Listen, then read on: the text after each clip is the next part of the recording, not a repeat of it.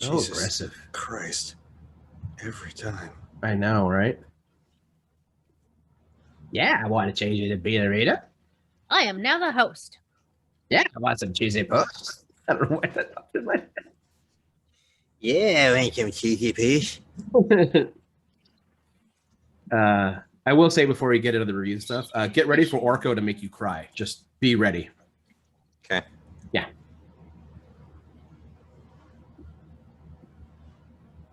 No.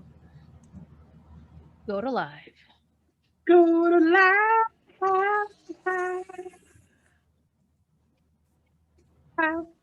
Preparing. I don't know why you're telling me in two places. I'm the one who that told you to do it. Done. Redirecting.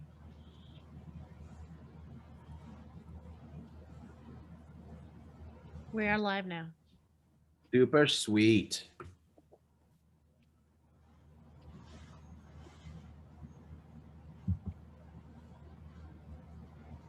Why, hello, and welcome to issue 607 of Geek in the City of Radio. I am one of your hosts, Aaron Duran. I'm one of your other hosts, Beanarita. And I am your other host, Cable Hashtani. How's it going, everybody? I'm pretty sedate this Tuesday. I'll be honest with you. Like in a good way or a? Yeah, I mean, it's not in a bad way. That's fine. I'm just kind of sleepy, a little tired. All right. Yeah. If I had a whiskey in front of me, I would be very Matthew McConaughey right now. Man, from your lips to the goddess's ears, all of them, all of their ears. I have at least two kinds of bourbon over there. Why did I not put them over here? Why did you not bring them to me? I have no bourbon right now. None. How can be? Getty. Yeah, that's a 1% joke for our listeners. Mm-hmm. If you know him, you know him. I'm still adjusting to, working all of the days. That's true. Working all of the time, by comparison to working never of the time. Not going never, well though. But yeah, everything's going fine. It's just, it's an adjustment period, both in terms of like learning a new job, but also just like being back in the workforce. Yeah, that would be weird. I don't know what I would do if I had to I guess punch a clock again, as it were. It would be weird. Mm-hmm. I haven't done it in so long. I feel like if I worked I feel like I would just stand around for a while and be like, what am I supposed to do? It's not that so much as it is like, I'm tired. I did a thing 5 days today. I was really, really reticent about going back to work full time, but if I wanted this job, it's a full-time job, and so here I am. I mean, as jobs go, it's pretty sweet. You're convincing people to order one of the most delicious ciders in the world. Yeah. I popped into a bar today and spent half an hour talking about booze and pouring cider for the owner, and hopefully they're gonna buy some of it. You've retrieved your true form. Woo! I know, it's funny. I can actually, this is some inside baseball. I can almost always tell whenever there's a new client because I'm still linked into all the messages. Oh. All the account stuff. Right. When I get the blah, blah, has made an invoice for blah, blah, I'm like, them. Nice. Yeah. Nat's going to hear this and be like, son of a bitch, I got to take Aaron off that. Not that it does anything. It just adds 20 extra emails to me every day that I just delete.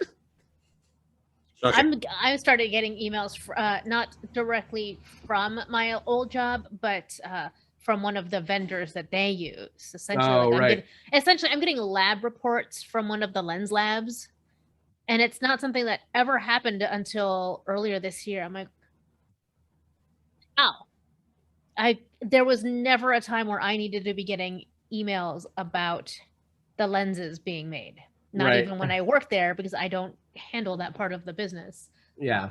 And I certainly don't need them coming to my personal email a year and a half after I stopped working there. Yeah, not cool. Yeah. Yeah. I mean, one thing I can't say with who, but I have landed a pretty, hopefully I get to keep it, but a pretty good contracting writing gig for a mobile app game company, which is pretty dang cool. That should be fun. Yeah. Well, it's a type of writing I've been trying to kind of break into a little bit because that opens up a whole new, venue of writing. I've always wanted to do game writing and like branching stories. I think that's just fascinating. So this gets my foot in the door in that part of the industry too, which is pretty cool. Yeah, this is like almost exactly the sort of thing that you were looking for. It's totally one of the things I was looking for. Yeah, absolutely. It also allows me to financially breathe a bit. Always nice. Yeah, it's amazing. Like you start to sleep better. You're not as depressed and angry all the time. Yeah, it's amazing what security does for your life.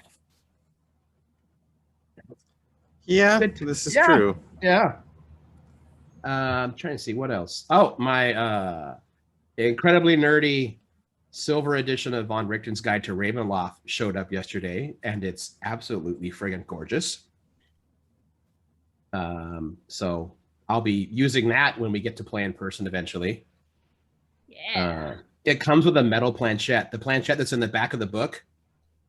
It comes with a metal one with a magnifying stone in the center of it. That's pretty dang cool. Yeah, nice. And then it comes with an unfold, like a fold-out spirit board that's the size of, it's like a 3x4 poster. It's huge. So I'm promptly going to apply it to particle board and seal it. Doesn't make it very portable anymore, but it does make it bitchin'. That's the important part. Yeah, and then it also comes with I thought the amulet that came in The Curse of Strahd was wanky as hell. The amulet that comes in this one is even more wankier. It is like a 3D metal raven necklace with like the wings that fold out. And then instead of a regular head, though, it's the Corvus skull coming through it, made of like fake bronze with the chain. And it's so very extra, and I love it so much. Nice. I'm just going to put on a cape and wear it everywhere I go. No, put it on a big old chain. It comes on a big old chain. That's what I mean. Well, then what do you need the cape for? There's a cape. I mean, that's why. It's like, it's 2021. Bring back capes. Who the fuck cares? Yeah. I'm not saying don't do that or I'm against it. I was just like, it seems like it's ready to wear right now. It is. I mean, I do have that cloak, that purple lined cloak that's black on the outside with the hood. That's pretty righteous too. Mm-hmm. Yeah. I mean, yeah, if you've already got something and you've got some cloak pins ready to go, do it up. Just do it. Pretty good. Do it up. It allows you to do the unfurl too, which is the best part of owning a cape and/or cloak. So anyway, what else are we talking about? I'm just filling time here. So we've got some. Go ahead. Oh no, go ahead. Oh, all right. So we got some Bad Batch. Mm-hmm. A little bit about Masters of the Universe Revelations, and then are we doing Fear Street? 1996. I haven't watched any Fear Street yet. Okay, we'll wait on that then. I didn't think we were ready, but yeah, and like I had wanted to bring in a guest for that too. Shit, that's so that right. we could do all three at once. Oh, okay. That takes some coordination. Ah, that totally works. That way, I feel less pressure to cram all the movies in. Yeah, they were paced out so that people could watch them over a 3-week period. Oh, is that how they released them initially? Yeah, it was every Friday. Okay, and cool. But they were already all three out when I watched them, so I think I watched them like in a week and a half. Mm-hmm. Yeah, nice. They did it as an event thing, so that makes sense. That's cool. I guess we could have been more on top of it, but that's fine. I think it'll be more fun to have a guest and just review them all together. I mean, totally. Yes, we could be more on top of it, but at the same time, there is so much media being directed at us from 16 different streaming services. And now theaters are getting back into the swing of things. It's a lot. It's a lot to keep track of. I think it's more important that we find the things that we really want to watch and find out whether or not they're quality, and then talk to folks about it. Yeah, I mean, I'll just add really quick because I see the potential in Fear Street, from the first one I saw, so that's kind of where I'm at with that. Cool. So yeah, then we got Bad Batch and we got some Motu. But yeah, cable. Speaking of theaters, there's a couple movies that are coming out. Like this Friday, it's not a big release, but I am wondering if I want to go see The Green Knight in the theater because I do want to see that like on the biggest screen I can. That's out now, right? Friday. Oh, why did I think it was already? You know. I don't feel as like I think it looks gorgeous and I would like to watch it, but I don't feel as motivated to go see it. Sure. But I get exactly where you're coming from. Like I think it needs to be seen in such a way that it tells studios that no, more of this, please. Yeah. And also just from a pure aesthetics, from what I've seen in the trailer, I mean, it looks like it's shot beautifully, and something tells me the sound design is really going to benefit from that theatrical sound, and I just don't have that set up anymore. I haven't had a theater surround sound in well over a decade. Sure. I feel like it's a... I feel like it is going to be the most significant movie set in Arthurian lore since Excalibur came out in the 80s.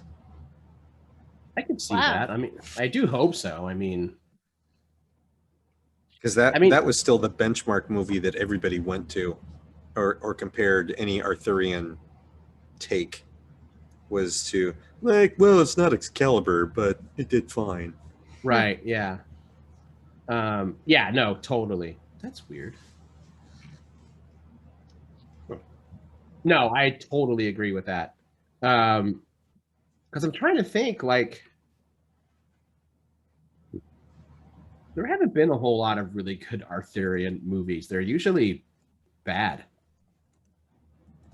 I remember, and I know not everyone feels this way, I remember really liking the TV movie Merlin. I think it was ABC that had Sam Neill. Yeah, it was good. It it was not good, but it was bad. It was bad good. Yeah, I'm almost afraid to revisit it because I remember when it first came out, like I wore that VHS out. Like I really dug it. And I feel like if I go back now, I'll be like, oh, this looks like something that was made for TV in 1992. Because it was. Yeah. I don't remember if I ever actually saw that one or not. Merrick had told me she had really enjoyed their series, right? There's like a 5-6 season long series. Oh, you're talking about the BBC Merlin? Is that what it is? Yep, with Tony Head. It's got Tony Head and Lena Luthor. I can't remember that actress's name right now. Katie McGrath. Katie McGrath, yes. As Morgan Le Fay. Yeah, I think this is the one. It's on my Netflix watch list, but I added it because Merrick had said how good it was, and she's never led me astray. So that's true. No, you're right. A lot of Arthurian movies and TV are kind of cheesy. They always feel cheesy to me. I think any movie. Go ahead. Go ahead. What? I was gonna say. I think almost any movie that kind of tries to capture that era and spirit. I feel like the creators are always torn between: do we want to do our own hyper modernistic take on it, or do we want to make it seem traditional, where people are speaking in hushed tones and there's a lot of these and thous, and so it's like either do we want to go Excalibur, or do we want to go fucking Guy Ritchie and his Arthur, which is just bonkers. I was going to say, or do you go more the direction of A Knight's Tale? Oh, yeah. Well, totally. not Arthurian. It's the medieval knights, and you either go like those are your two benchmarks, I think. Yeah. And yeah, it's just really hard to do that, which is why I'm kind of jazzed for Green Knight, because they're like, nah, we're just going to go horror. Mm-hmm. You know, we're going to run that route. I don't think is a take that's been done before. Not really. I mean, no, I mean, Excalibur has had some creepy bits, but it's not meant to be a horror. I didn't realize it wasn't going to be available anywhere for streaming. I don't think they can because it's A24, and they're just looking at getting things into theaters. I don't think they have a larger studio. Well, I'm sure they do have a larger studio they're attached to, but they probably don't want to put it on streaming. Yeah, I mean, all of their stuff ends up on streaming eventually, but it's usually like Amazon or Showtime, like one of the more traditional sites. Just buy it, like The Witch is on whatever like that kind of thing. Netflix. Right. So yeah, but I think A23 budgets are modest enough. They're like, all right, we've cleared 15-20 million in the global box office, and then they basically get like they basically do like Criterion Blu-ray releases. Because they take, as wanky as it sounds, they take film very seriously. Like, this is what we do. They have some like very serious storytellers. Yeah, and so makes what, another 5 million on the aftermarket, and then it goes, and then they sell it to a streamer kind of thing. Yep. And then they're done. And did you guys see the trailer they got for Lamb, their next one? No. I started watching that and went, I think I have seen enough that I would rather be disturbed by this once and once only. And see it once and you're done. Yeah. Yeah. Like I don't know where they're going, but it's got Noomi Rapace, who I love, and it just felt uncomfortable. And again, I made it a minute or so in. I'm like, I'm going to stop here. I'm going to stop here and come back to this. Yeah. Someone, I don't remember if it was Ed or not, but today someone said like, oh, it's like if someone wanted to place the witch in Midsommar. And I'm like, yep, that's the vibe. Yeah, that's exactly what that felt like. And I still haven't seen Midsommar. And that's what good. It felt. That's what I've heard. In the same world as Hereditary. Yes. Same universe. Which is haven't seen that either. Also I like that one more. They're both very good, but I like Hereditary more than Midsommar. Midsommar goes a little long for me. I think they could have trimmed like 30 minutes and made a tighter movie, but that's all about like, I'm going to show you the atmosphere. I'm all about the atmosphere. Yeah. And just playing with that bear. Just the descriptions of the trailers for Lamb are both repulsing and intriguing. Yeah, that sounds about right. So I'm gonna have to remember to watch that later. Yeah, I think that the trailer that I made it through the whole way today was Ghostbusters Afterlife. Oh, that's right. Oh I'm my so gosh. happy. I haven't looked up who that actress is that's playing the younger sister to Finn Wolfhard. Thank you, Finn Wolf. Which is a badass name. Wolfhard. Finn Wolfhard. McKenna Grace, I think, might be the sister. She looks to be about the age. I've seen her in something else then. Yeah. What. She is getting there. Man, she looks like a tiny teenage Egon Spangler if Egon Spangler had been a girl. She really does. She naturally has, I guess, straight blondish hair, but I remember what I saw her in, and I quite liked this movie. She was in Annabelle Comes Home, which I thought was a pretty solid Annabelle movie. She is the main character in Troop Zero. Oh, I haven't seen either of those things. And she was also in the most recent season of The Handmaid's Tale, where she's looking much more young womanly versus Troop Zero. She's definitely like a little kid. Yeah. And I think for Ghostbusters, she's going to play somewhere in the middle. Mm-hmm. Yeah, that totally works. Because I feel like she's playing like a middle school or junior high, like 12-ish. Yeah, like I feel like she's probably supposed to be 14, where Finn Wolfhard is supposed to be 16. And I just look at her IMDb. She's right around 14 or 15 anyways. Yeah. I mean, but yeah, first off, I love that every movie Paul Rudd is in, they find a way to make a Baskin-Robbins reference, which is kind of fantastic. Yeah, that trailer, and I mean this like in the best way possible. This trailer felt like if Amblin, Steven Spielberg's company, had made a Ghostbusters sequel in the late 80s or early 90s. It has that Spielberg small town thing of where like only the kids see what's going on, and eventually the adults catch on, but now they've all got to face whatever, the evil, the monster. Now they've got to face it all together. Right. I think it's pretty cool. Yeah, I definitely dig that. The other things that I actually remember McKenna Grace from are Amityville: The Awakening, The Haunting of Hill House, The Chilling Adventures of Sabrina, and Captain Marvel.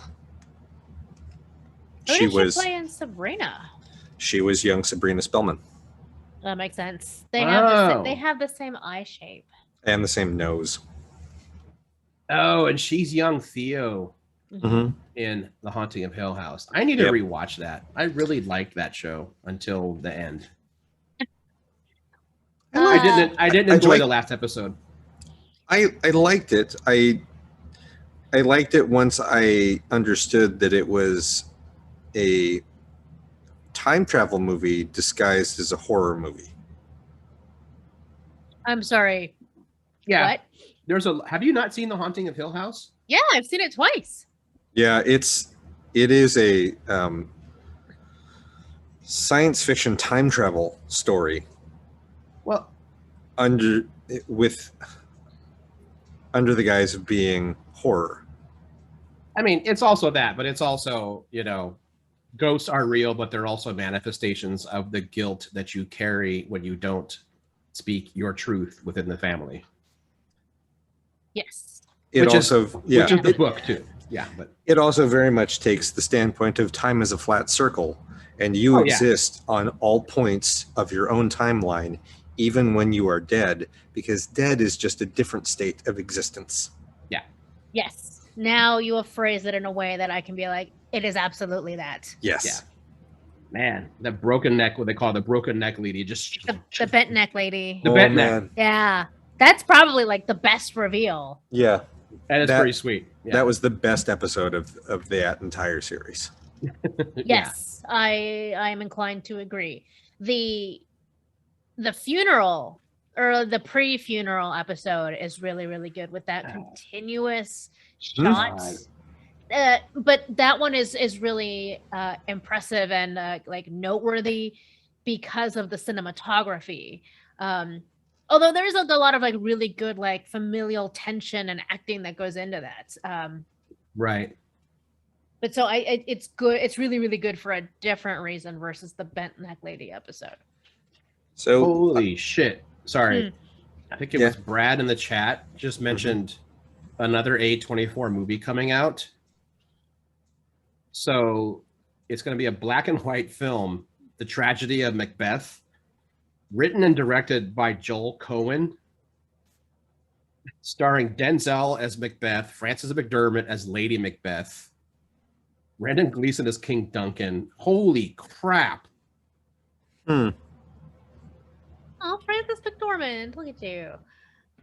Oh, I am all over that. Oh, wow. Damn. Interesting. Yeah, that sounds like it's going to be a movie. While I'm thinking of it, and while we're on the topic of horror, we're also trying to get in touch with the folks that run the HP Lovecraft Film Fest so we can talk to them. Stay tuned. But I got this message from Gwen. Breaking news. And tomorrow is the first day of the Portland Horror Film Festival.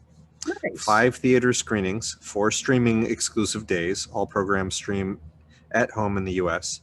And Saturday, there will be 2 panels that are live streamed. One of them being Women of Horror Representation Matters. Oh, sorry. One panel is Women of Horror. The other panel is Representation Matters. Oh, that's cool. So that comes from Gwen Callahan of HP Lovecraft Film Fest. Nice. And Portland Horror Film Fest. I just dropped that in the chat. Cool. Yeah. So yeah, if that's a thing that you're into, and if you're listening to the show, it's likely you are, you might want to go check that out. I feel bad. I've never actually made it to a Portland Horror Film Festival. It's usually because we're like doing stuff. Yeah. During this time period. Yeah, like, that's true. In the before times, we were not here. We were doing other things. Right. Which I don't remember what they were, but you're all correct. Not necessarily together, but we like. Oh, yeah. October is a busy time for nerds. Yeah. Well, the Horror Film Fest is going on right now. Yeah. Is it always at this time of year? Yeah. Yeah. Well, then I don't have a good reason. Oh, other cons usually. Yeah. Yeah. Oh, man, Hisham, I forgot. This is one thing I may try to watch it like online because I think they're streaming it. Mm-hmm. At the Horror Film Festival, there's an adaptation of Turn of the Screw, which is one of my favorite books. I think I saw something about that. That feels very familiar. Like that was a follow-up to The Haunting of Hill House that for me didn't work because Turn of the Screw is a very, very short story, and there's no way it could be stretched out to that many episodes. It's just all filler, and it was very disappointing to me. Yeah. So yeah, that's good stuff, man. It feels good to have. I know it's July, but you know what? We're in the double digits now for Halloween. So my soul has shifted back. We are apparently 69 days out from October. We're not yet. No, it's 96. Yesterday was 96. No. 96 for. Oh, is it? Okay. Yeah. Yesterday was 96 for Halloween, but 69 for October. That's what I meant. Halloween month. Thank you. Yeah. Nice. Also, where did that come from? Nice. Yeah. I have no idea. I'm like, well, I can either fight this or just get on the boat. I could not tell you when it started. I mean, and it's a fun boat to be on, but what was that? Millennials. Nice. I don't know why Yeah. Most of the millennials I know are the ones that are like, nice. You say 69 in front of them, nice. I think everyone does it now. Yeah, pretty much. I got it from not people younger than me. Yeah, but you're a millennial. Yes, I know. Okay. But I'm saying, like, if Yes, millennials, like, normally it's the younger people who start a trend and then it works its way up the age brackets for the most part. Remember, she's a geriatric millennial. Yes, but still a millennial and still younger than I am. Yes. So the younger generation is a very relative term for me. That's true. I still feel like I'm this weird in between. Like I'm born late Gen Xer, but I grew up in a town that was culturally 5 years behind the rest of the country. And I tend to vibe with the older generation because we could almost swap. Right. Well, I'm like really early in the bracket, and also I grew up faster than most people my own age. So, yeah. Other people my age or in that around theirs are less likely to have been latchkey kids, right, and things like that. I think there's still definitely some latchkey kids in the elder generation of millennials. But it's not considered prominent or necessarily part of that of the millennial generation. Right, because that was definitely more of the early onset helicopter parenting. Yeah. Mm-hmm, mm-hmm. What a weird way to open our show. In what way is any of what we just talked about weird for this show? That's true. It's all good. We've spent half an hour bouncing between memes and a lot of horror movies we aren't planning on talking about today. Yeah. Right. That's true. Nice. Well, should we jump into Bad Batch? Sure. Let's do All that. right. Oh, real quick, in regards to Nice and 69, Greg has a kid who like from within his business, and he said nice, and was asked, why do you do that? And the kid said, I don't know, it's just an old internet thing and no one knows why anymore. Oh, so it begins. And then Greg shriveled up into an ancient husk and died. That's right. It's fascinating to remember that there are people that we can interact with now in bars that the internet has always been part of their life. It has never not existed. Who've never touched a cassette tape. Never looked at it that way. Mm-hmm. The cassette tape part. I don't know why, because I think about it a lot. I'm nostalgic for cassettes. Which is why I'm nostalgic for mixes. I am not nostalgic for the format. I'm nostalgic for both. And I can still make mixes, but I never have any time. Yeah, but I do like the curating of a really good mixtape. Mm-hmm. I used to make mix CDs all the time, but I don't know. That felt too easy. Too much drag and drop. You didn't have to line shit up. You didn't have to. Well, there is still the element of making sure you can get everything to fit. Like these are the songs I want, but I only have 84 minutes, and now I have like 2.5 minutes unused. Well, that's not enough for any of these other songs, but if I take this song away, maybe I can fit these 2 other ones instead. There's some effort. That's true. There is a craft to it still, even on disc versus tape. There can be an argument made that there's still a way to do that, even if your platform of choice for making mixes is Spotify, in that you still have to take into consideration when do people check out. Mm-hmm. How long are they actually going to listen to a thing? How do you craft it in such a way that they listen longer, or how do you keep their attention the entire time? Right. Yeah. So there's, regardless of the format, there is always still a challenge that can be found in making a mix. I mean, that's true. When this was later in my Army years, but like that's when streaming and digital music devices was more becoming standard. A lot of people I knew were very into curating the perfect running mix, because it's one thing to create a mix that's good to run to, but if you're trying to achieve a certain runtime, like if I want to get down to 8-minute miles, how can I create that motivation through the music? Like by the time I hit this song, I should be at a particular stride. By the time I hit this song, I should have made the halfway point. And if you're getting to the end of this song and you're not as close to the finish line as, as X distance or X mile marker on your route, then you know that you're falling behind. It was a whole thing. No, I could see that. All of mine were just themed and moody, shocking no one. I dated someone for a little while in high school, and she and I literally swapped mixtapes that were called Aaron's Angst and Sammy's Angst that we made for each other. Oh man. Oh. Then we'd get our Walkman and like split the head with a headphone splitter. Mm-hmm. And then we'd like maybe go just lay in the cemetery and smoke cloves. I mean, that would be stupid. Oh no, we totally did that. It was awesome.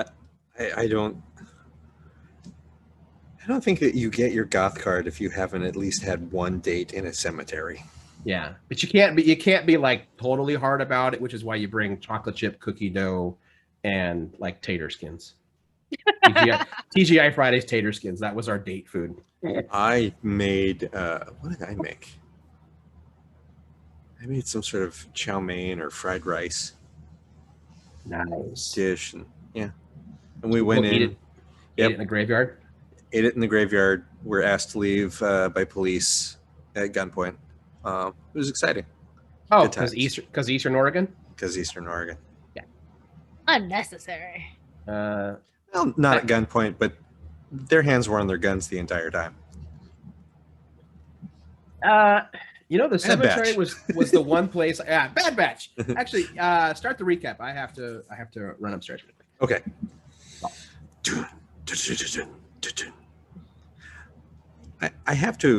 I want to start with the fact that I really appreciate that the Bad Batch has the shortest intro of any TV show I watch, not just any Star Wars show, any TV show. It's Bad Batch show. That's it. That is all it is. And yet Disney still insists on having the skip intro button on. It's like, by the time I've hit that, we're in the show. Christian made the mistake of hitting skip intro, and then he had to watch the intro again because it actually resets you that far back. And I'm like, yeah, don't do that. There is no intro. That was it. By the time the button is there, the intro is over. Yeah. It's just the dong and the logo, and that's it. So we've got 2 episodes. First is the second half of what happened with the folks on Ryloth, where we get to see what happens with Harris and the rest of the Syndulla family. And it actually has the Bad Batch in it, as opposed to a cameo by the Bad Batch. And then the second episode is an Ord Mantell episode where they have to help Sid out of a jam. Yes. Oh, did we not talk about episode 12? No, because we talked about the end of Loki and Gunpowder Milkshake. Right. Okay, cool. I was thinking we only had episode 13 to discuss. But yes, let's back up then. So yeah. There are lots of things in this episode. So I guess we'll recap while he's gone. Hera Syndulla, who's now on her own and on the run from the Empire, because the rest of the Syndulla family is in jail for the attempted murder of the Ryloth senator. They reaches back out to Omega and the Bad Batch to help her break her parents out of jail and get away from the Empire. Omega manages to convince the why can't I remember what's the team's actual name? Unit 99. Thank you. Manages to convince Unit 99 to go back to Ryloth to at least hear Hera out, and then once they've heard Hera out, she makes another argument of like, this is the plan, I think it can be done, and actually the person that she ends up realizing that she has to convince each time is Hunter. It's no one else. She just has to convince Hunter, and if there is a sound and strategic logical plan, he will go along with it. The only thing he won't do it if he can't, or if he thinks that the risk is too great to the team. But if he thinks they can get away with it, he will. Right. So that's the recap.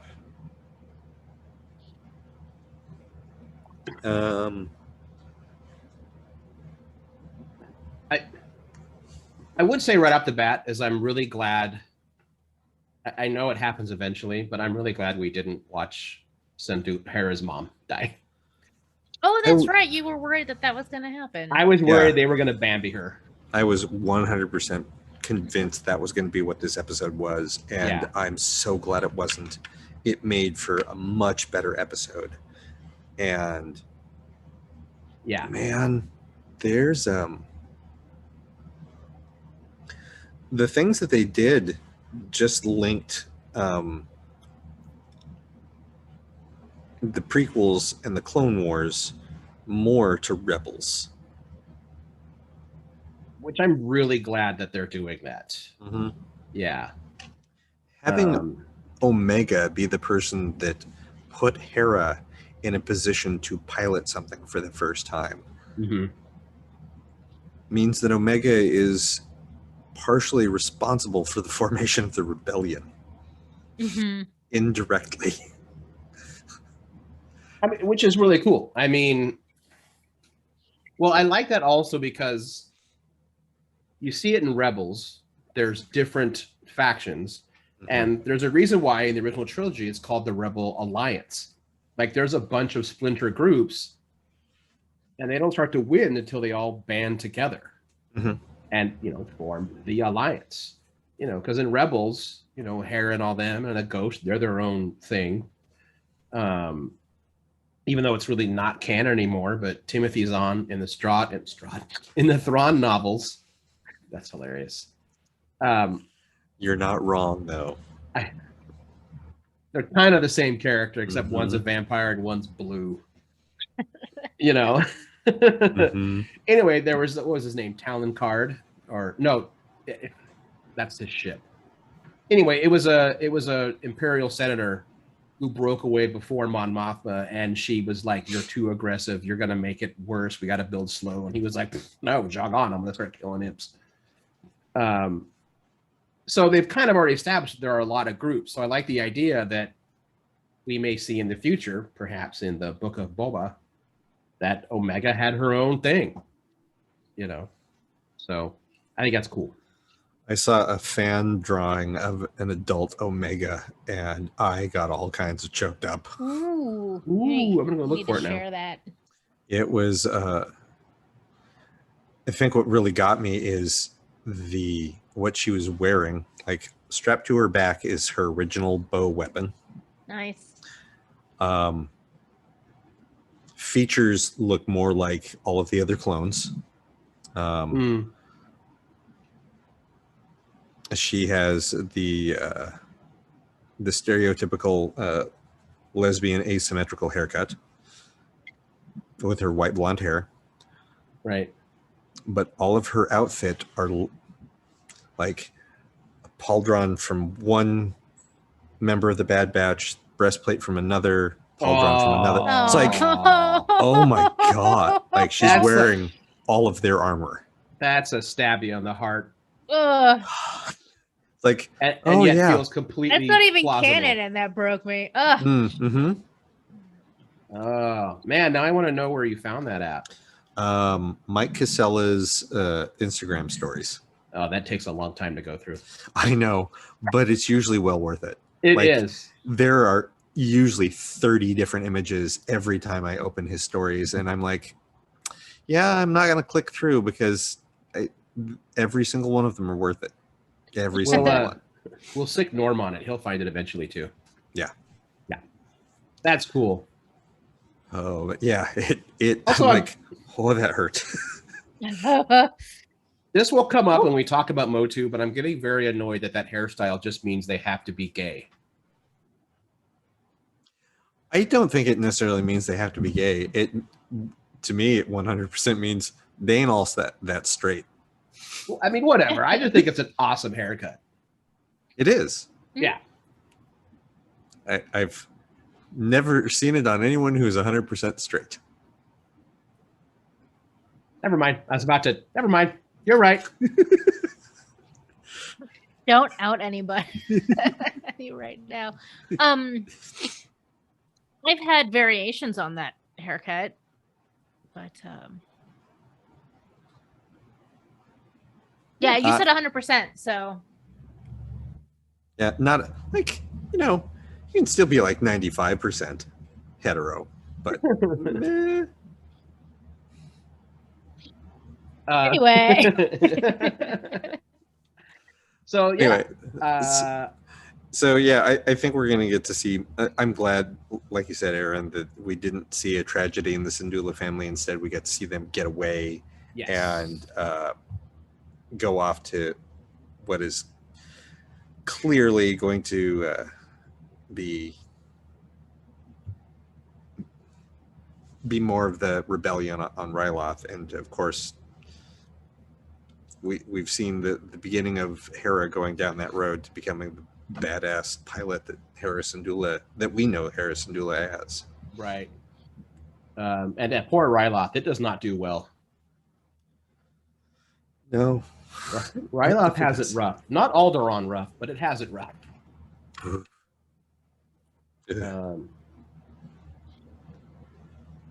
Yeah. And then, because we're just reviewing that one, right? Just the 13th episode? Oh, there were two, 12 and 13. Because the 13th episode was the rival crime boss trying to take over Sid's space. So the crew helps her steal the stash of spice, and it's a fairly normal heist. Criminals screwing over other criminals. I think what's most important about it is the strengthening of the relationship between Omega and Sid and the team and Sid. Mm-hmm. Because the team in particular have never been overly thrilled to be working with Sid, or even being in that. Well, mostly not super great about being in that space. But again, if it wasn't for Omega, they might just be like, "This isn't any of our business. We're gonna go." And she's like, "No, she would have helped us. We can't just walk away. That's not right." And I think both from episode 12 and episode 13, what we are seeing is Omega's influence. So, we've seen the team's influence on her as to how she's going to view the world and how she's going to survive in it. Right. She's now turning the lessons that she's been given by this team back to them and going, we have to do this. No, we can't. We have to take care of ourselves. It's that is 100% not what you taught me. We're doing this. And I think that she's going to be the catalyst to change them from being soldiers to heroes. Yeah. Where they're doing things because it's the right thing to do. Mm-hmm. And you can definitely see that change going on in Hunter, and he's thinking about it every single time he talks to her. He's like, shit. Yeah, I mean, she's right. Yeah, I mean, Wrecker's all in because he will follow Omega to the ends of the galaxy because he's her big brother. Mm-hmm. I really enjoy how she's kind of hitting Echo with little logic circles. Mm-hmm. She's kind of just poking at him, and he's having to reevaluate. In a weird way, it reminds me of the DS9 episode where the Ferengi convinces the Vulcan that she's being illogical by pushing this war within the Maquis, where he literally uses the profit margin to tell her, you're wrong. Here's why you're wrong. And she's like, you're a Ferengi, you're all emotional. He's like, I'm not the one starting a war. I have a way to do this where everyone can make money and no one dies. But okay, be your logical self. This is wonderful. So this guy, Roland Durand, shows up and pushes Sid out of her territory because, like Cable said, they are rival crime individuals or rival syndicates. And so once Omega convinces the team that they need to help her, half the work's already done. Sid already has a plan for how she's going to get back at this guy. Yeah. Oh, yeah. And then we devolve into a heist, like you said. They're going to go steal the spice that this guy is storing in Sid's, spaces that he took over, but she still has access to them. Aaron, you probably know the answer to this. What is the spice that is sought after in Star Wars? I think it's basically drugs. Okay. Yeah. Right, because it can be used for medicine. Yeah, or it can be. Can be. Yeah, I think it's kind of the same way that you grind up enough whatever prescription drugs and it becomes a happy good times, until it kills you.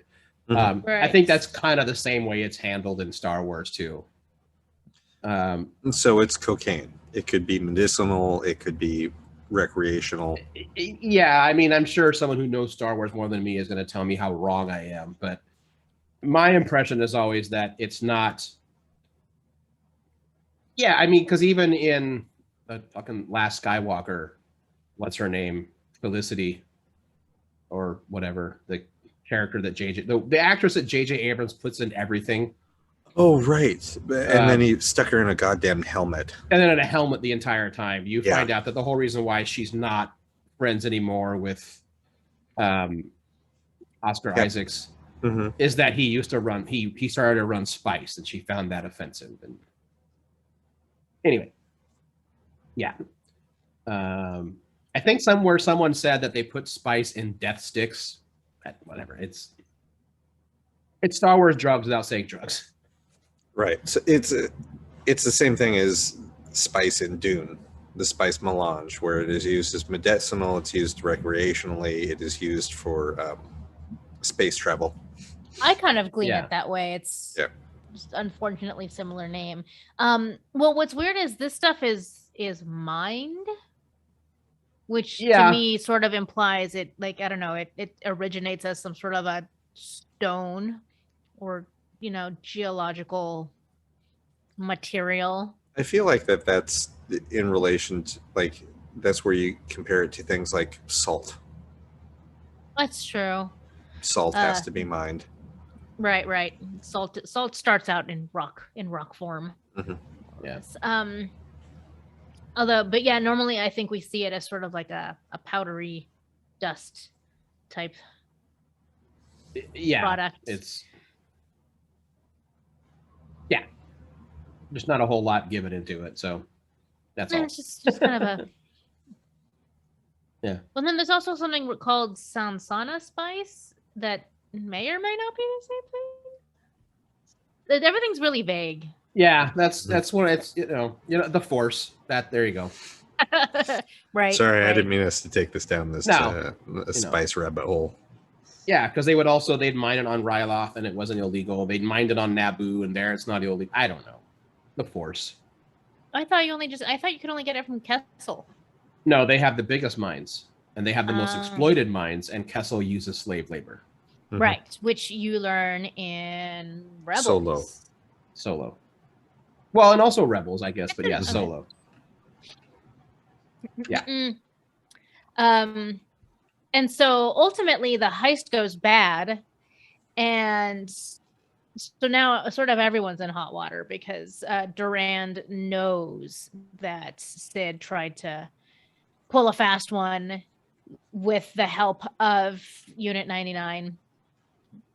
I'm sorry, it's Clone Force 99. But there's the potential for some new bonds to form there, again through Omega's perception and behavior, because even though she doesn't super like this guy, Ruby the lizard pet thing likes him, and she thinks Ruby is a good judge of character, I guess, back from when they bonded however many episodes back. Yeah. I think she's finding that just in order to survive, you need to be smart, and you need to be determined and well trained, but it doesn't mean that you need to be cruel. Mm-hmm. And it doesn't mean that you cannot be kind, even to someone who perceives themselves as your enemy. Mm-hmm. And that again gets back into, if this is your child character and this is the character that you're expecting children who are watching this show to identify with, those are some incredible lessons and an incredible agency that you are giving to a child character to pass along to other children. Mm-hmm. Right. Which I still think is one of the biggest strengths of this show. Yeah, they're not. Omega is not someone who is just talked down to. Like, she is allowed to make her own choices and influence her own life, which most kids don't get to do. Mm-hmm. Even in yes, Sorry, yes, it's in the chat. Yep, the chat figured it out 2 minutes ago. It's fine. Yeah, I couldn't remember her name, but it's like, right, all right, Carrie Russell. I just got back to the chat after looking up notes and stuff. Yeah, I think with this episode, there's nothing like, there are no exciting new revelations this time around, and not even necessarily hints at, learning more about Omega's abilities, which I think is like what a lot of people sort of hone in on. Yeah. Mm-hmm. But this is a really, really good episode for laying more of the groundwork of the kind of person she is going to be the next time we see her.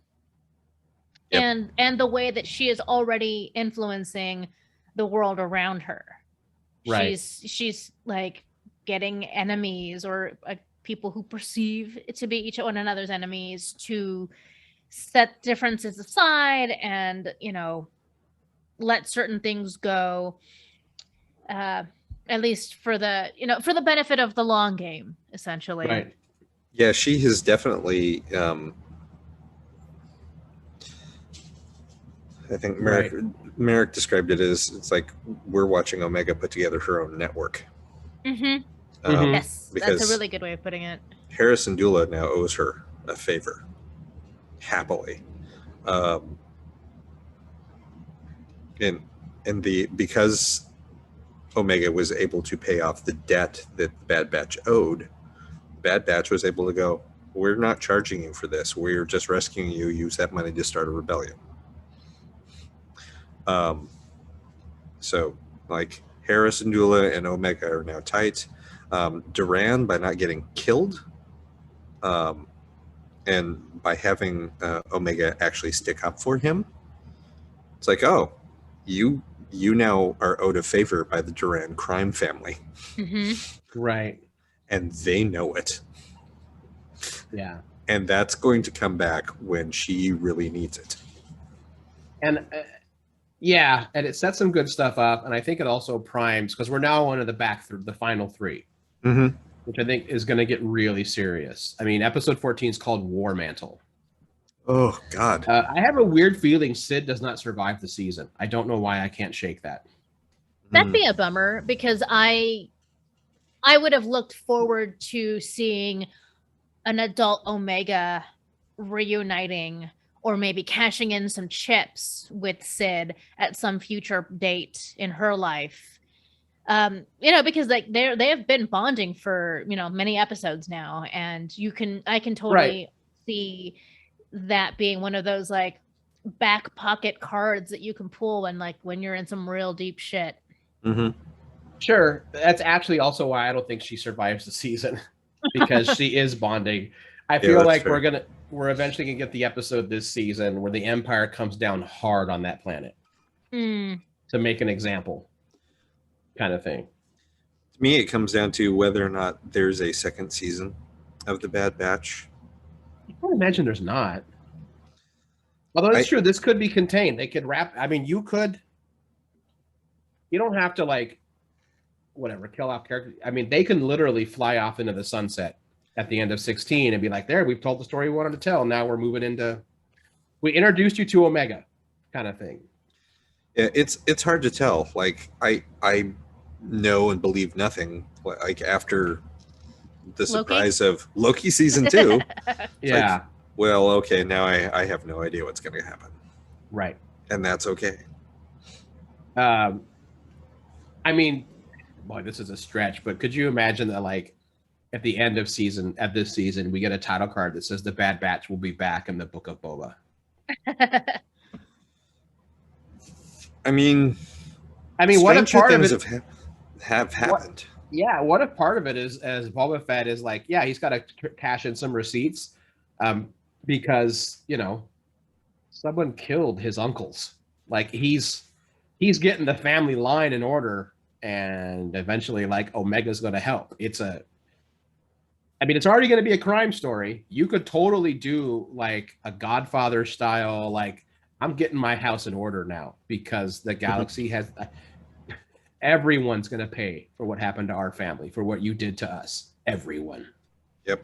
Ooh, that's cool. I hope that's what it is.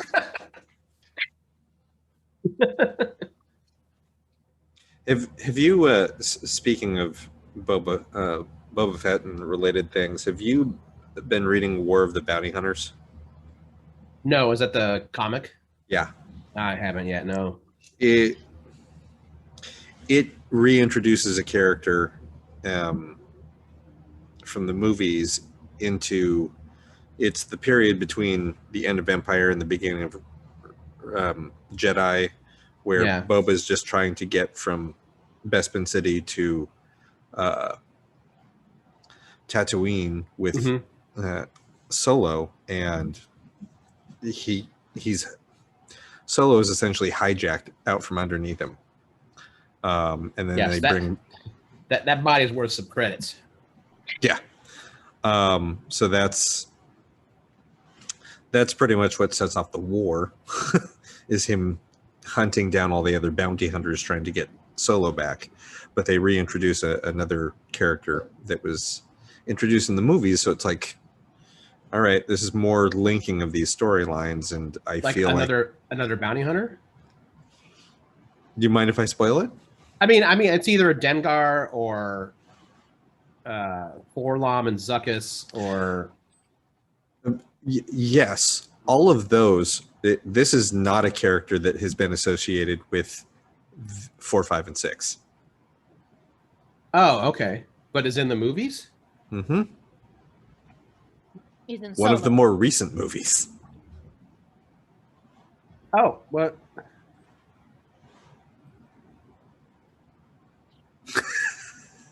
I'm trying to think. I got nothing. So there's that weird Red Circle gang thing that's in A Force Awakens. Oh, is it one of them? So, well, it's another crime syndicate. Is it what is it? The Red Crescent? The Crimson Dawn. Crimson Dawn. Nice. Mm-hmm. And this is weird. That's the one that's secretly led by Maul, right? Yes. Well, up until there was no Maul. Right. I'm trying to think of this time. Maul dies. By then, it's Maul's dead. It would be Daenerys. Kira. Also, side who note, has a direct link to Solo. Right. Who's beeping? I don't know. It's not the cat. Not okay, me. then it must be on. Anyway, she's the one that steals it out from under Boba, and it has nothing to do with his bounty. All right, that tracks. Yeah, I can see that. Interesting. That's like a good read. So that's one of those things I'm like, oh, okay. If you want to start bringing her back into live action stuff, that's okay too. Well, I know they really wanted that to be like, quote, a trilogy, but also like standalone. It just didn't do well enough, which is a shame because I revisited Solo and I'm like, yeah, some of it's kind of ham-fisted, but like at its core, it's a decent Star Wars movie. It's fine. It's a Western. Yep. It's different, I think, from most everything that came before it in terms of, big screen releases. I think for me, it was the scene that Solo has when he meets Chewbacca is what sells that movie. And because that meeting has to be believable. Right. Like that's the heart and soul of Solo is Han and Chewbacca and their friendship. And it's like, oh, yep, I 100% believe that is how the two of you met. Yeah. And just kind of set the standard for the amount of trouble that the two of you would be getting in and out of for the rest of your lives together. Right. And I feel like the history of Han Solo and Chewbacca is something that most Star Wars fans have wanted for decades. So it's weird that it didn't. Yeah. For me, it was the fact that Han Solo in Solo spoke Wookiee. Was like cool. That right there, that's the reason that it worked for me. Yeah. Like, oh yeah, that's why you're friends. And it's the first time we ever see someone do it. Ever in Star Wars. I think one of my favorite scenes is when they're with Woody Harrelson and all them, and they're having that campfire moment, like before the job or right after the job, where what did that? Yeah, Chewbacca says something, and he says, "What's that?" And he's like, one guy's like, something about tribe, it's or family, whatever. And Woody Harrelson has that line, looks at him and says, "What's the difference?" The delivery's so good on that scene. It's so good. Yeah. Anyway. Well, I'll be interested to see how Bad Batch ends. Yeah. I also wouldn't be surprised if they did, like you said, have that title card that says the Bad Batch will be back in the Book of Boba Fett. Yeah. As much as I'm loving the Bad Batch, I really am. It does feel like it's like Dave Filoni and I forgot her name, the one who's actually writing them. Mm-hmm. Bad now. Well, it's Filoni's the name everyone thinks of with Star Wars now. Right. There's a reason. Yeah, this is really well written groundwork laying for everything that's coming up in TV Star Wars, like everything that's coming up. It's setting up all the groundwork for it, like all of it. That it is. Pretty here for that. Pretty cool. Well, speaking of setup, should we shift to the other one? Yes, we should. Oh, by the power of Grayskull, we'll do it then. Oh my God. If we were in the studio and taking breaks, I know that we would be taking a break between the last part and this next segment. And I would absolutely put that Top Gun song in here for the break. Danger Zone? No, the other one. Hero. I need a hero. Oh, I need a hero. No, that's from Footloose. Yeah, I'm like, you associate that with Top Gun? What? Isn't that's it Footloose? Yes. Yeah. Oh, boo. Oh, I've never seen Footloose. Yep, it's Footloose. Is Footloose still the greatest movie of all time? It never was. We are like Kevin Bacon. Yeah, sorry, Bean. That's yeah. That's Footloose. So this will still be mostly spoiler free if you haven't watched Masters of the Universe since. I will. Aaron, yes, I will watched. Keep it spoiler free. I have. You've watched all 5 episodes, but Bean and I have only watched the first 2. Right. Which I think is important because the first episode ties into the original series really well and gives you a finale. Mm-hmm. I'm gonna let you guys take the lead on this first episode because I don't remember ever watching He-Man back in the day. I watched it pretty religiously, and I actually think I was probably a couple years older than their demographic. I know. Well, I was older than their demographic, and I was. Yeah, never mind. No, I was right in it because I owned a fuck ton of the action figures. I had Castle Grayskull. I had vehicles. Never had Snake Mountain. I think I'm technically a little young for it. Yeah. Yes. Yeah, with my age, that was my jam, and I had a ton of He-Man action figures. It might have been around. It might have still been around on syndication by the time I was old enough to be aware of it, but I don't recall. Probably, Thundercats was my jam, which was just a few years later. Yeah. Mm-hmm. Yeah. That makes sense. I mean, the whole premise is that it just picks up where we last left the series. Like it gives us actually more character development than the entirety of the original series did. Yeah. But it's, Prince Adam, his mother, the king and queen of Eternia, his best friend Tila, who's now finally getting promoted to essentially the captain of the guard. She becomes the man-at-arms. Yeah. Yep. Which is the title that her father Duncan held for decades. We see Cringer. Did Cringer talk in the original cartoon? He did. Okay. Yes. I could. But who didn't was Battlecat. So when Battlecat has a couple of lines, that's the big difference. Battlecat just roared. Right. But Cringer talked a lot. Yeah. Interesting. Okay. I couldn't remember if he did or not. And the first time he uttered a line, I'm like, did Cringer did Cringer talk? Yeah. And I had to remember. And Cringer talks a lot. Yep. Yes. I love that, and they still played up the fact that there's only a select handful of people that know that Prince Adam is He-Man. Skeletor is still trying to get into Castle Grayskull because that's all that Skeletor does. All he ever does. Yeah. The sorceress just gets really tired of that. But then it adds a few things to on the classic myth of the show, or the backstory of the show that we didn't have before, which is that Teela is adopted. That's actually hinted at in the show too. Is it? Yeah, and they combine the show canon with the comics canon, where it's like Teela's adopted, and she knows she's adopted. Right. But anyway, yeah. Because I don't ever remember getting that from the original series. The subtle in public, Orko is more court jester than he is wizard. Mm-hmm. Until there's an actual fight, and then he's a motherfucking wizard.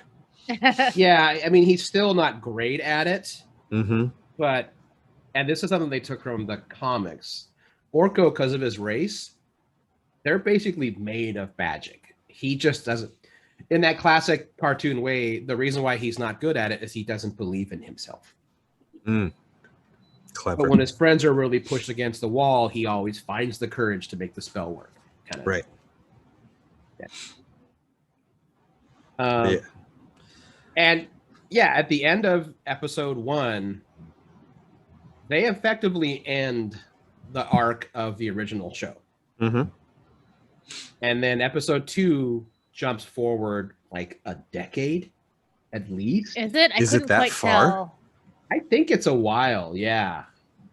I figured it was at least 5 years. Maybe only 5, but yeah, it jumps ahead. I mean, long enough that things have changed. Mm-hmm. Yeah. Like I feel like we can't really go into much about episode 2 without spoiling what happens in 1. Mm-hmm. Suffice to say that Duncan has been banned from the kingdom. Well, this all happens in the first episode. Oh, that first episode, yeah. Yeah. Teela leaves. Yeah.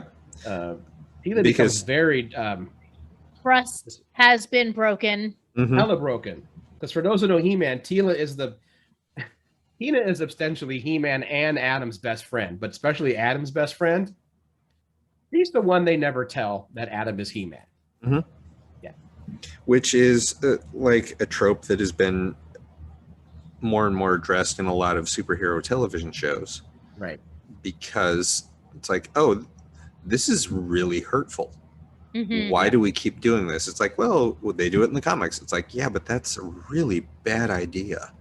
And that plays out more in this series when you guys watch more of it. I'm looking forward to that part. It also explains why. Sure. And again, if you read the comic or even a couple episodes of the original one, like, you know why certain things have to be kept from Teela. I did, and they outlined that in the first episode. No, it gets revealed more as this first 5 episodes break out. Okay. Like they certainly give that hint that Teela's mother is the sorceress. Yeah, that was pretty heavy. Heavy-handed.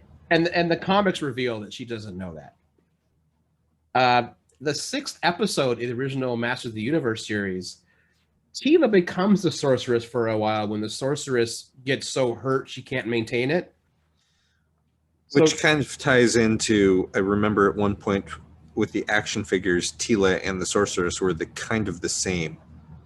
And then they seemed like they split those into separate characters. Yeah. Interesting. Yeah. And in that first episode, the sorceress says something that very strongly implies motherhood to Teela. But Teela, if I recall, did not actually respond to that comment. Not in any direct manner. They just kind of move on. Her response was, "Lol, what?" Yeah, exactly. Okay, so I'm gonna go back to fighting Evelyn now. Yep. Mm-hmm. Yeah. Well, if we don't want to talk about, what happens too much, so we're not giving things away to anyone who hasn't seen it yet, what we can hella talk about is this fucking cast. Oh my God. Yes. Everybody is in this. So Chris Wood is He-Man. We best know him as Mon-El on Supergirl. Sarah Michelle Gellar is playing Teela. I did not pick up on that at all. Oh, I did immediately. She started talking, and I'm like, "That's Sarah Michelle Gellar." And I do that. I am usually pretty good at picking up voice actors, but I didn't catch her. Who was unmistakable to me was Lena Headey as Evelyn. Yeah. Yes. Oh, I that's don't the know one the that I character. didn't pick up. Yeah. Oh no, I could not. I can't not see her when I see that character now. I'm like, he is such a good Evelyn too. well, and like structurally, the character is drawn in a very Lena Headey sort of way. Yeah. And it's because it's Lena Headey. Like, Yeah. Yeah. I mean, that was one thing. Like when so a little bit. So the second episode is just called The Chalice or whatever. And like the moment Poison you see Chalice. that, yeah, the moment you see that old woman, I was like, oh, that's Evelyn. Like, Oh, of course it is. I know, and they're not really trying to be too clever about it, but I'm No. like, that's Evelyn. I'm so here for that. Yeah. And then another like really prominent voice is Mark Hamill as Skeletor. Yep. That one's hard to miss. Yeah. Like an extra evil Joker now. Mm-hmm. You get, yeah. I can't say much more. The fun thing, you don't hear him much in the first episode for obvious reasons. The voice actor, Alan Oppenheimer, is the voice of Mossman. He was also, I'm trying to double check here to make sure I don't get this wrong. He was in the original Filmation. He was Man-at-Arms and Merman. Oh. And they asked if he could come back to do a voice. So he used the voice of Mossman, which is pretty great. Nice. Um, I was also really happy with Stephen Root as Cringer and Battlecat. Super good. It's like I could totally hear it the entire like, oh yeah, yep, there you are, Stephen Root. Liam Cunningham, who plays Man-at-Arms, was one that yeah. That like he's so good as that. You hear it, you just hear him. Yeah, and it works really well for the character, I think. I don't know the characters that well, but it worked for me, I'll say. Oh yeah. No, he makes a great Man-at-Arms. Diedrich Bader as Trapjaw. He also played King Randor. Which is pretty great. Always a favorite of mine. I really enjoyed and I could hear it when he was preaching.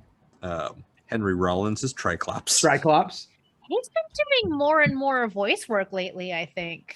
He's always done voice work. He's done it for a long time. He loves it. He's done a lot of shit just because people go, hey, Henry, you want to do this? Oh, yeah, that sounds fun. Yeah. I'll totally do that, man. I only recently started catching him and stuff. If you get a chance, without deviating too far, he did a movie about 10 to 15 years ago. Oh, man, I'm trying to find it. He basically plays, I've got to find it really fast here. Are you talking about He Never Died? Yes. It's been on Netflix for years. It wasn't that long ago. Yeah, 2015. Oh, I guess that was. Yeah, where he's not so subtly, he's basically Cain. Like the biblical Cain. Yep. He can't die. Oh, Bean, I think you dig it.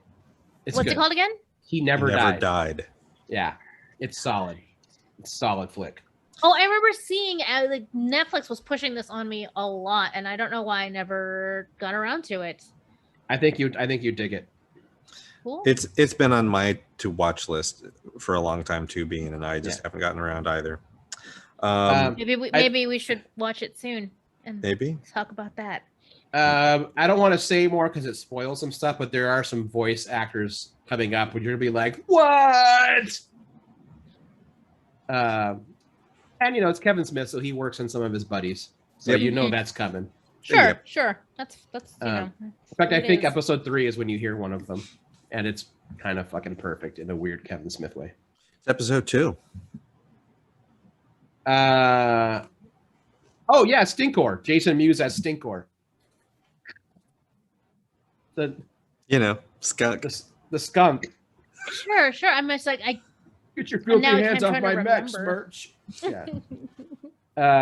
The other funny thing about that is the first appearance of Stinkor in He-Man.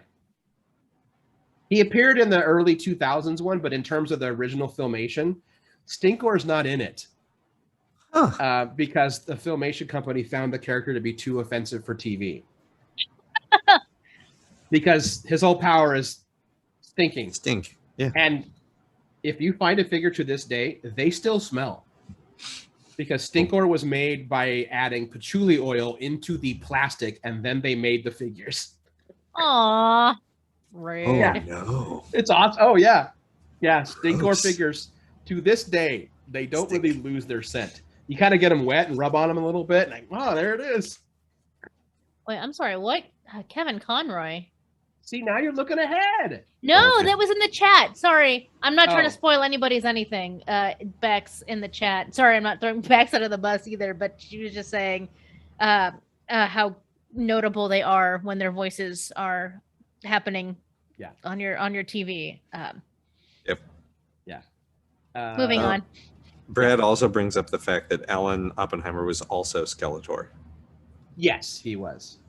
When you guys are done, there's like an after show after the first 5 episodes where they interview, like Kevin Smith interviews a bunch of people involved in the show. And there's Alan Oppenheimer has a story that will make you tear up about the influence that he didn't realize he had on kids that now met him later as an adult. And like, you have no idea how you kept me going. And it's those things that, like, you know, it's the 80s. It's just a job. Mm-hmm. You know, the same thing happened to Peter Cullen, the voice of Optimus Prime. People come to him later as an adult, and they're like, you have no idea. Like, Dad left my mom when I was 5. Optimus Prime became my dad. All of my moral lessons and how to be a man and how to be a good person came from Optimus Prime. And he's like, at first I thought it was a joke. And he's like, I had no idea the impact that this character had. You know, well, the adults at the time always knew, or you know, were aware of the fact that those Saturday morning cartoons were cash grabs to help sell toys. Commercials, so totally. Yeah, so like if you're an adult and you're already cynical and you're like, yeah, whatever, this is a paycheck and it's just a thing that they developed to sell some toys, you know, you're gonna be cynical about that and not really look at it from that child's perspective. Yeah, but when you're 8 years old and you see this robot who would literally like jump in front of a gun because Megatron's going to kill, you know, these humans that maybe are from a quote, you know, primitive thing, whatever. And, you know, Megatron's like, why do you do this? And like Prime's like, all sentient life deserves freedom. And to make when you're 8 years old, you're like, yeah, that's a good idea. And like that shit sticks with you, you know? Right. I think all of that is the golden side of nostalgia for all of these things. Mm-hmm. And I think while it is easy to say it's cynical, to just look at these things and go, oh, it's a way to sell toys to children. Right. I think it is important through the lens of today to be able to look at it and go, well, that's still a valid criticism to have, because that's exactly part of the capitalistic drive that's put us here now. Right. But it doesn't change the fact that there were still people who were taking the source material and going, what stories can we tell to inspire? Right. Yeah, I'm not saying that that's the capitalist basis for the creation of these things negates the value that it had. Sure. I'm saying it's like when you're the adults who are doing it, maybe most of them aren't seeing the value of it in that sort of, you know, from that child's perspective, from the young people who are absorbing it and becoming their own storytellers later on, right. Or how they are inspired by them. And why would they? Because it was the 80s and making money was the only focus, right, for that and most people. Yep. Well, that was the focus of getting more money so that you could do more cocaine. Yes. One got you on that one. Hand in hand with the UV. And I mean, cocaine costs money. It really does. If you make more money, you can buy more cocaine. I don't know why I'm making First balance. You get the power. First you get the money, then you get the cocaine, and then you get more money, and then you get more cocaine. Say hello to my little friend. Says the man who's never done cocaine, so I don't know. No, it's very accurate. Yes, and I am like overgeneralizing. I'm sure that there are plenty of people who were, you know, the creators in those times who saw the important elements of that work. Otherwise, I don't know, maybe it wouldn't have touched anybody, you know? Yeah. Somebody in the writer's room and somebody in the art department was putting some actual heart and soul in there, even if most people were like, this is going to make us so much money. Right. I don't think that you're overgeneralizing. It wasn't a critique of what you were saying. I was just saying that both of those things can simultaneously exist. You can be critical of the hypercapitalization, focusing on children's toys, which is shooting fish in a barrel, and the importance of being able to tell stories that inspire using whatever characters and whatever source material is available to you. Right. And quite frankly, I'm glad that we focused more on the positive aspects of nostalgia for things like this, which I don't have. I'm not watching He-Man out of a nostalgic factor, which is fine, because then I don't get mad at it the way that the ugly side of nostalgia does. Mm-hmm. Yeah. And I know we were going to talk about that, but I don't want to. I don't want to. I mean, it's always the same thing. We've had this conversation so many times. It's always the same thing. Yeah. It's a very small but incredibly vocal minority of dudes, and almost always white dudes, that are just infuriated that it's not what they think it should be. Right. First off, it's not called He-Man and the Masters of the Universe. It's called Masters of the Universe. Yep. And to say that, and Kevin Smith has said this, Teela is the primary character in the first half. But to say that He-Man has been sidelined for a secondary character is disingenuous if you consider yourself an old school Motu fan, because Teela is in every fucking episode of the original series. She's in all of them. Also, he's had his time. He's not being sidelined. It's just somebody else's turn now to be the lead of the stories being told in this universe. It's also disingenuous to consider him sidelined when his actions and his existence are the driving force behind all the other characters' motivations. That's true. And I will also give, this is a spoiler if you haven't seen episode 1. I'm sorry. So 5, 4, 3, 2, 1.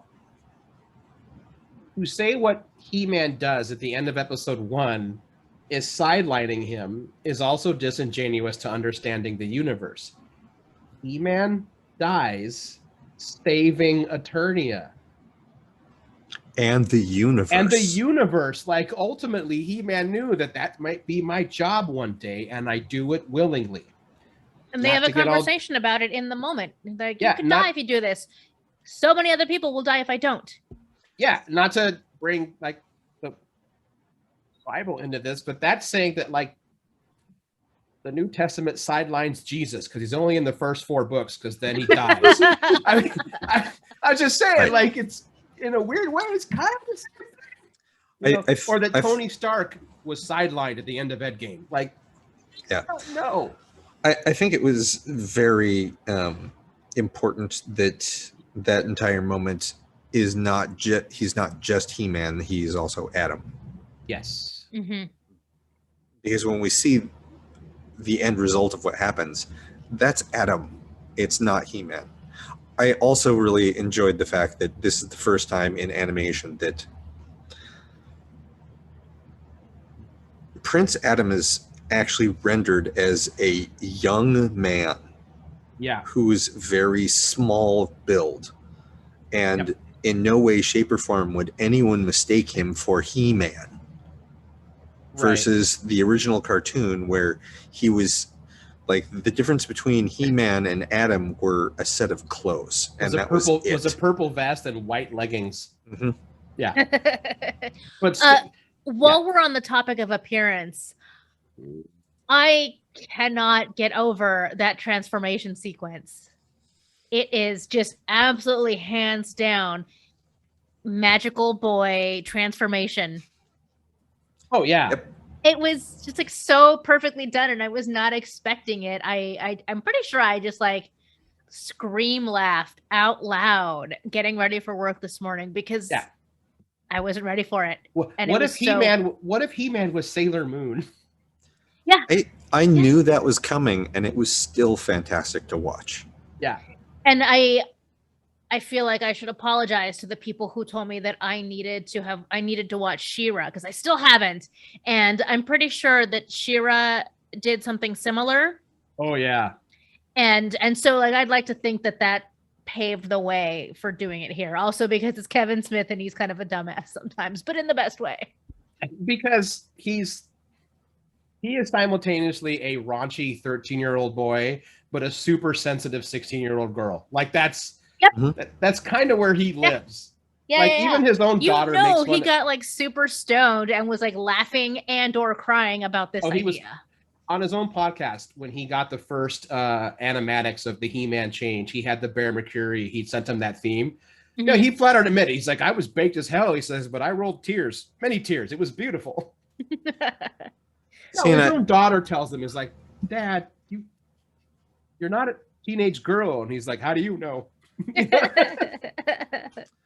I think it's important that I think the reason that transformation works is that Smith did not have that played for laughs. It was played for, even though he likes to goof around, he didn't play that for laughs. He played that for sincerity.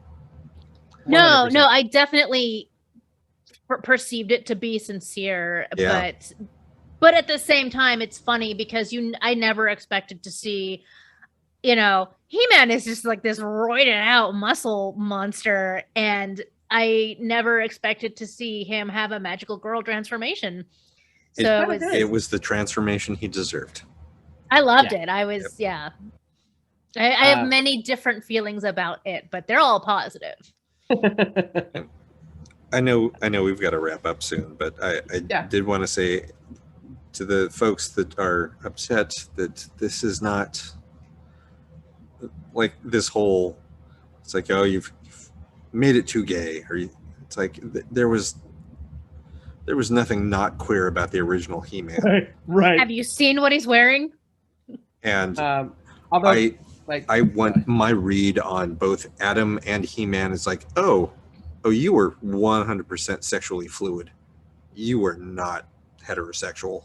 I don't know about Adam, but definitely He-Man. He-Man likes to have a good time. I don't think Adam, the way that came across, it's like, yes, I'm hiding a secret identity, but the secret that I'm hiding about my identity is not that I'm sexually open. That's fair. And I don't have any context on that to either agree or disagree, but I had a very similar conversation with Christian about musicians in the 80s. Mm-hmm. Where, like, in retrospect, it was always very obvious. Elton John, Freddie Mercury, even David Bowie, who at one point early in his career, I didn't know this, like openly said, I'm gay, I always have been. And then like in later years, like backpedaled on that a lot. Hard, yeah. Yeah. Or said he was Liberace was the other one. Like all of these artists who are super famous and super gay, they're just like, the only thing they didn't do was say it.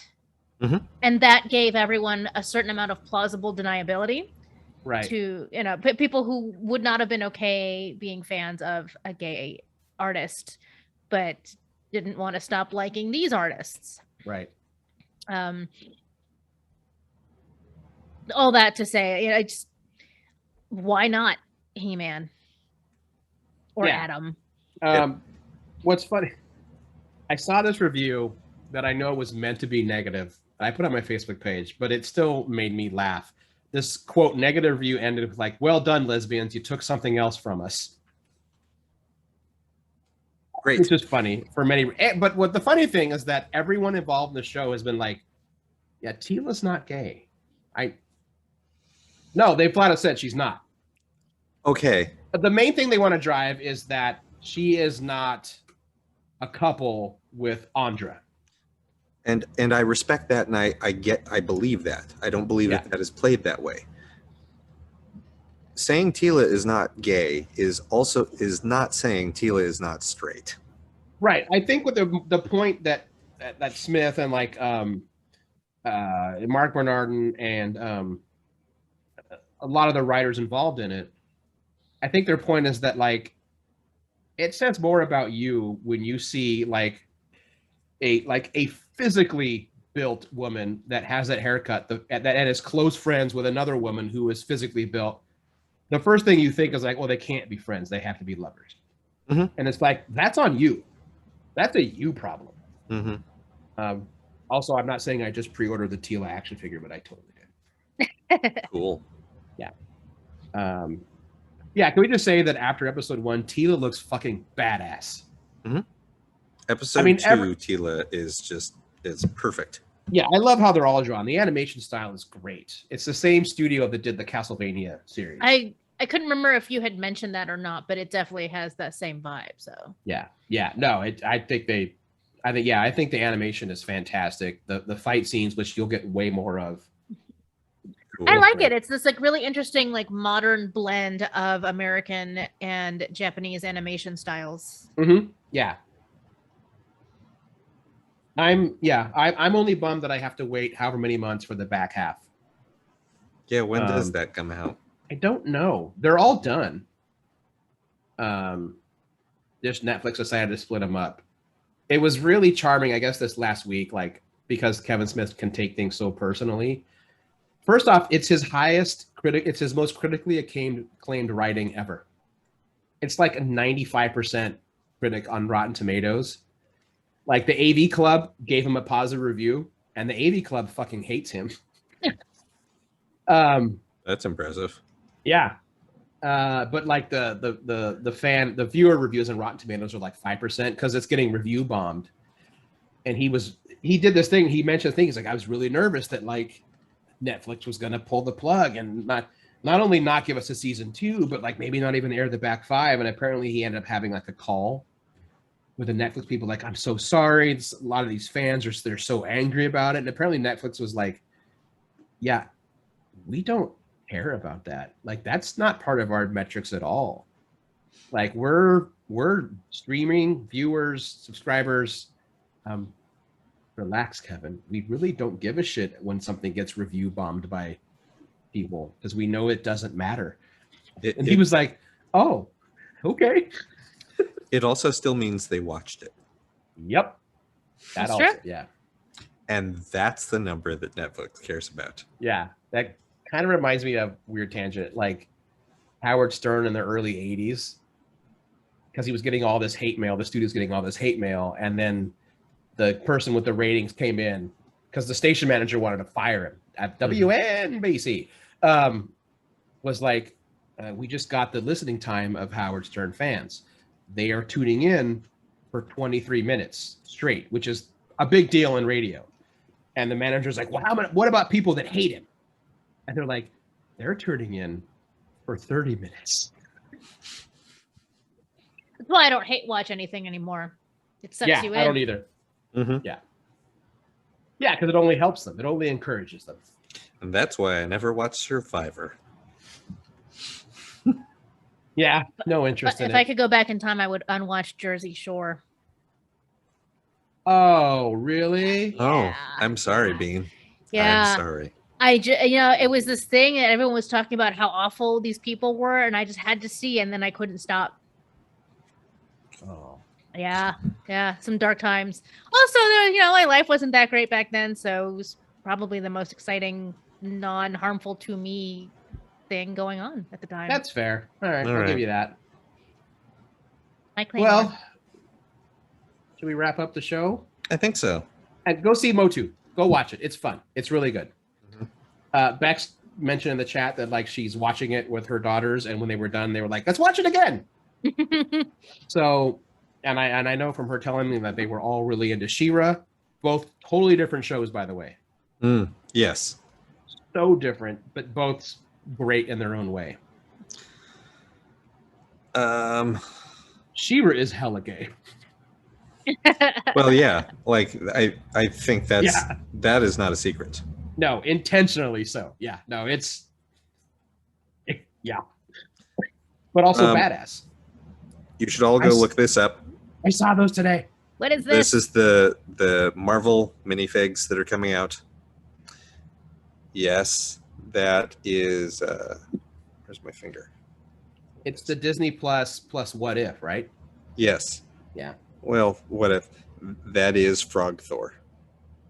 Hey. I think Frog Thor comes with Loki, and Alligator Loki comes with Sylvie. Yep. Oh, cool. Mm-hmm. Comes out September 1st. If you're a Lego head, go buy them. That's all. Mm-hmm. No, I'm definitely all over those. Those are pretty great. So next week, Cable, you'll be gone, correct? I'll be out next week. All right. It's just me and Bean. Maybe we'll get a guest in. Maybe. We have several things in the works. We'll see which one of them pans out first. Right. And then hopefully folks enjoyed the commercial at the opening. But let's welcome Wandering Monster as the newest sponsor for Geek in the City Radio.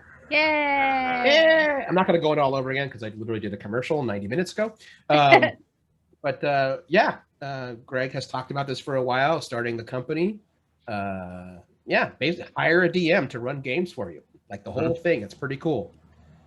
So, yeah. Welcome, Wandering Monster. Hopefully we help you get lots of players. Indeed. Yeah. Well, with that, I'm Aaron Duran. I'm Bean Rita. And I am